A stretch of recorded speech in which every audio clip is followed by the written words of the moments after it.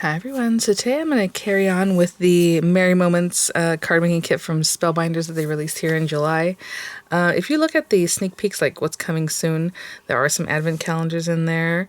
Maybe you saw there's a Halloween type, but there's the the basic Christmas type of advent calendar, and people asked if there's going to be a Stitchmas. I don't know if it's in the thing there, but they've been making those advent calendars, so I wouldn't worry about it too much, okay?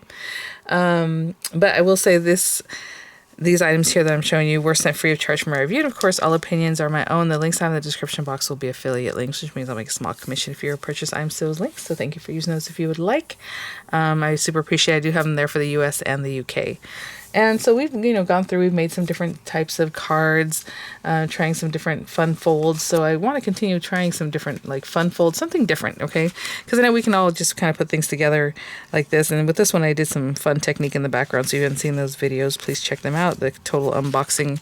That way we can just get to card making today. So I'm going to try to make something else that's fun foldish or has something different. I don't know. We'll see. But, that is what we'll do today. This one was created with the papers in the kit, but also the add-on, like the dies you can pick up and embossing folds or things like that. Same thing with this one. It has the snowflakes that you can pick up separately. So I'm going to put these guys to the side. I don't know that I'll be using those today. We do need to use the better press plate quite yet. Have not used it quite yet, excuse me.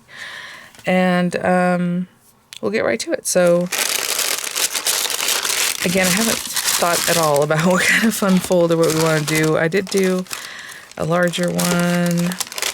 Maybe we do this. So I've been trying to use the card bases that are in here, but they're already scored there, right?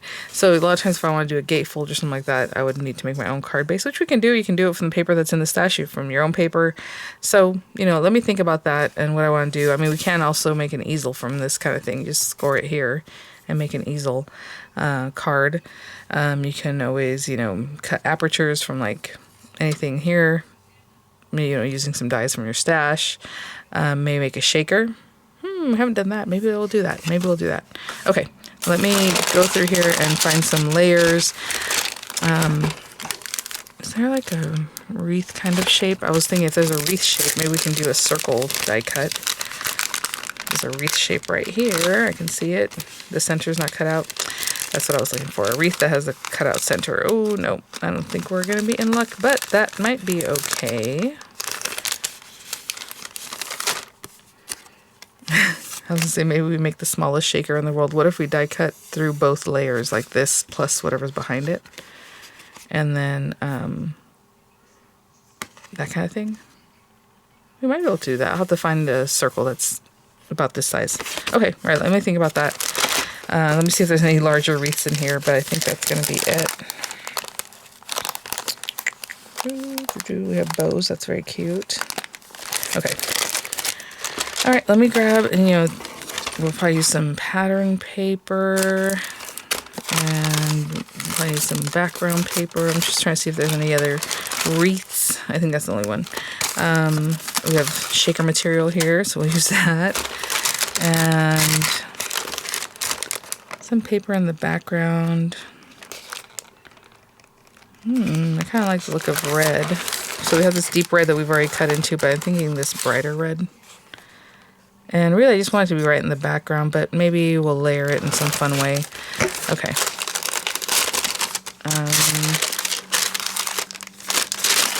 I'll be right back. Okay, so I have this layering circle die set at Spellbinders. It's like every less than a quarter inch, but around there. So it's nice and tight. I think what I'll do is let's leave this in the background. So I like eighths, so I'm gonna do 4 1/8 by 5 3/8. Wait, which side did I cut before? Yeah, that's fine. Okay, 5 3/8. 5 3/8. There we go.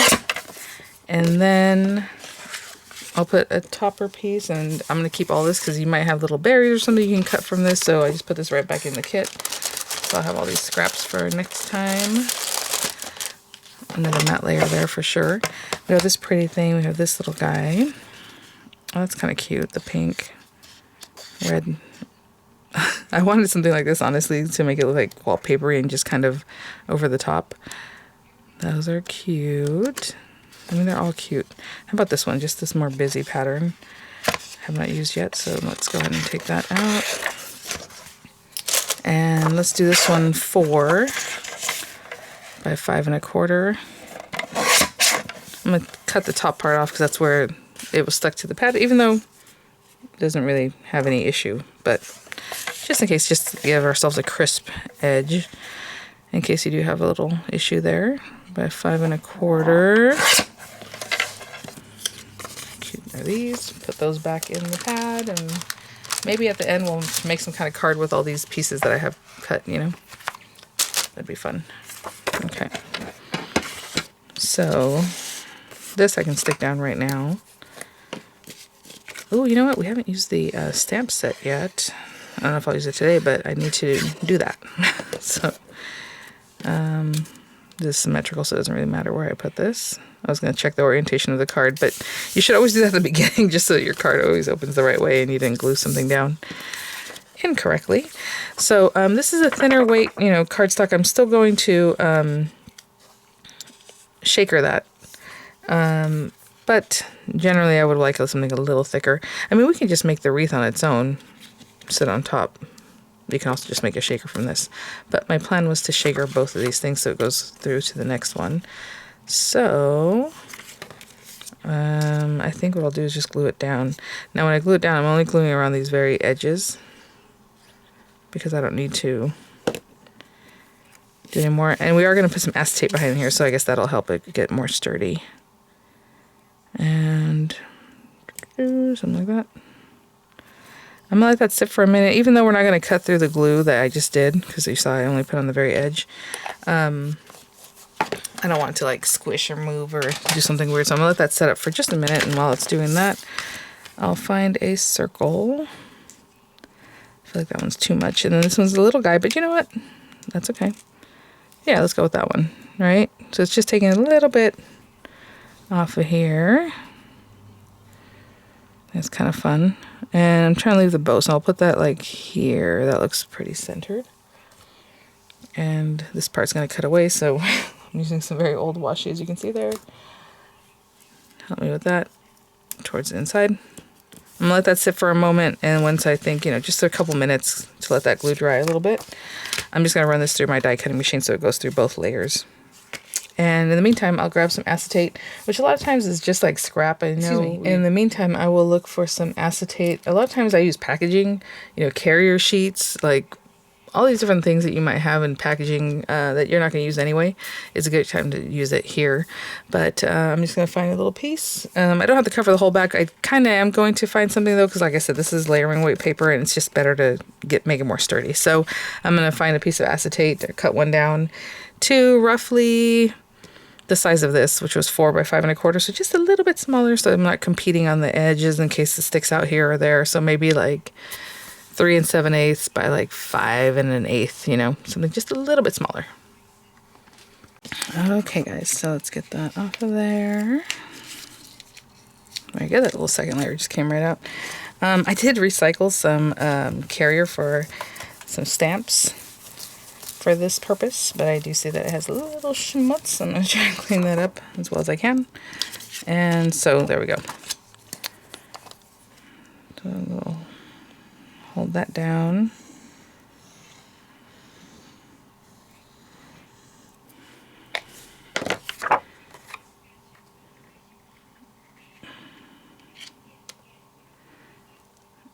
Okay, I'm gonna let that sit there for a moment before we move on, and then I'll show you how I will make this into a shaker background, because we have these guys, and if we just fill this whole area up, they're gonna just fall down, right? You're not gonna see a lot of them, so you're gonna use like the whole pack. But if you close it off like here, the sequins will stay up towards the top and you don't have to use as much. So we'll do that in just a moment. Okay, guys, so we have that piece. Again, now it's nice and sturdy. Unfortunately, this is the only double-sided tape I have left, and it looks like it's in bad shape. I need to get some more going. But it looks like it's a little bit squished. We will see. A lot of times, as it's in your stash and sitting, it gets sticky. in a way that's kind of hard to cut.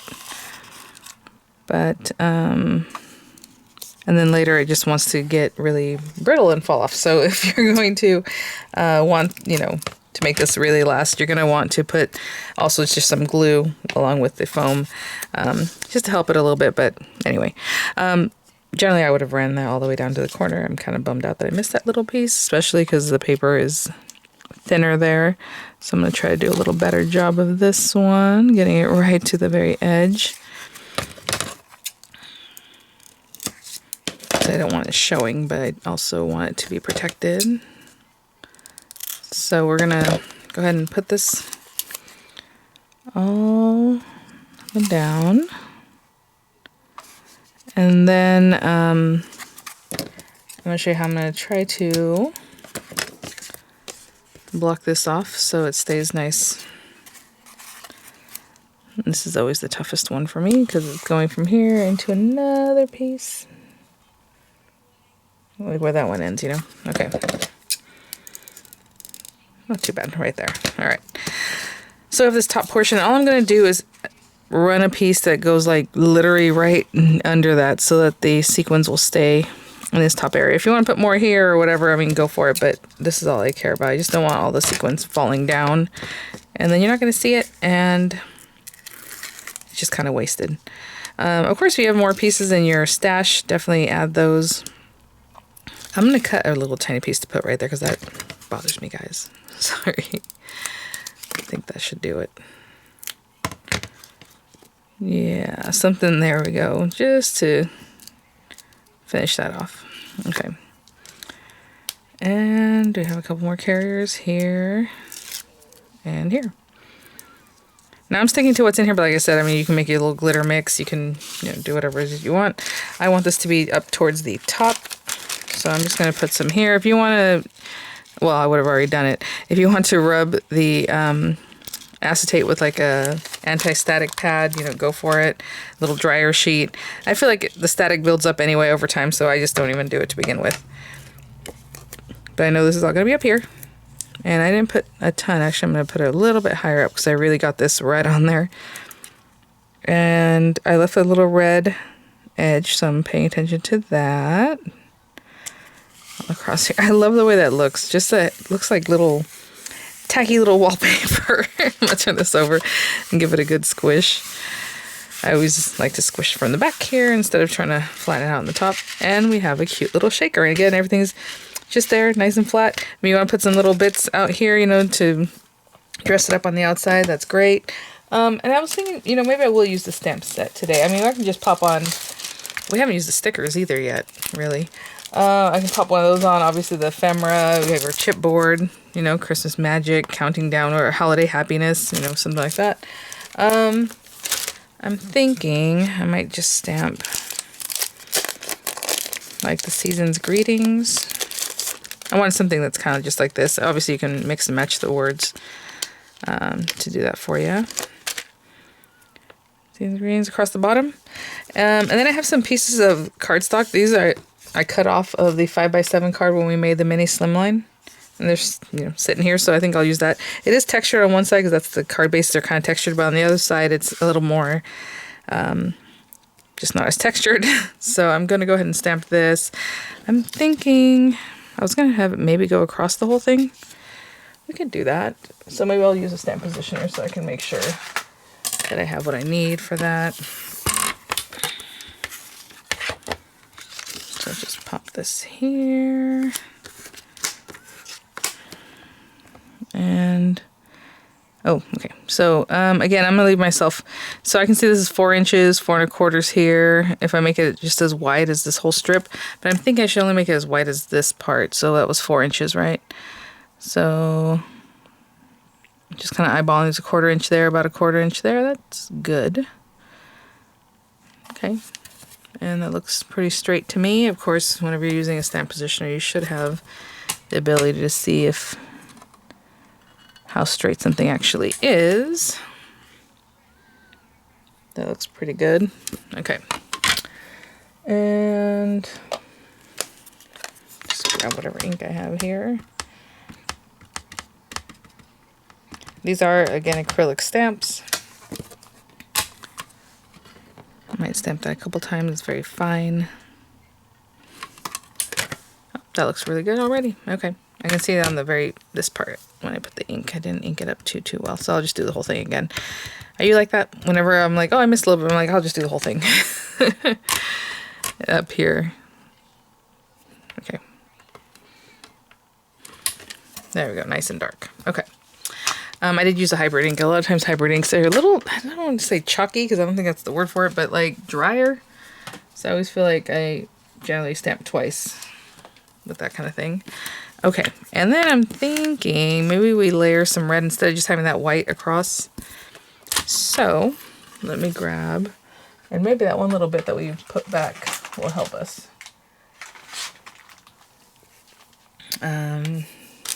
This little red piece. Maybe not. Too thin. It's a little too thin. I can see they're about the same size, so I'll probably cut it from here. But okay. So,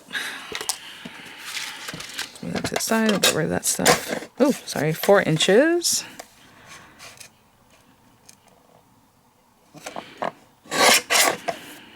And I know it's harder to get in here with like small bits like this. So like, honestly, I don't even know how I'm going to do that. Let's see. Oh, this picks up nicely, so you can get under there. I want it to about the same at the top that we're leaving at the bottom, maybe a little bit less. I'll try to do it straight, of course. There's still quite a bit. Okay, that should be okay. It's almost like 7/8 of an inch. We'll see how that looks. Not bad. I was trying to get the same at the top as the base here. I think that's pretty good. Okay, so we want, if I said that's 7/8 of an inch, let's go ahead and go 1 inch.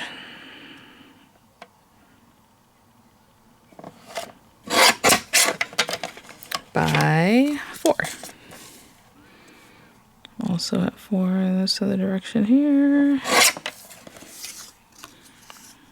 Okay, so I'm just going to glue those together. And I think I'm just going to lay it straight across. I don't think I'm going to do dimensional because we already have that dimension and making it a shaker. And it's a pretty good amount of dimension there. Okay, maybe I don't keep this little tiny red piece. But I'll keep the rest of it. And so we're just going to glue these together. Again, see how much texture is on there? But I used the opposite side, so there you go. You know, I like to use every last bit of my glue. I was gonna say I got some on my finger. I knew I got it on the other side. Okay, and I went edge to edge just for a look. That's the look I wanted. But you can, of course, you know, have the red on the sides too if you want, or whatever your background color is. That looks cute. And then I'm just gonna pop this on. And again, I just made it the width of this top portion. I mean, we can make it as wide as the card, as wide as the red portion or the red matte layer. But I think this looks really cute. Oh my gosh, you guys. I honestly had no idea what I was going to be doing. I was just hoping that there'd be a wreath when I talked about shakers. And there was one, and we, you know, cut it out. I think it looks really cute. I made it so that the bow was intact, you know, kind of up towards, just away from the bow. And I mean, look at that. Isn't that sweet? I think that came out really, really, really adorable. All right, guys. So hopefully that's giving you some ideas. Again, getting that dimension, texture, you know, detail, you know, that's a little different than just having a card with just some things that were put on it and, you know, just having a little more fun with the kit. All right, guys. So thanks for watching.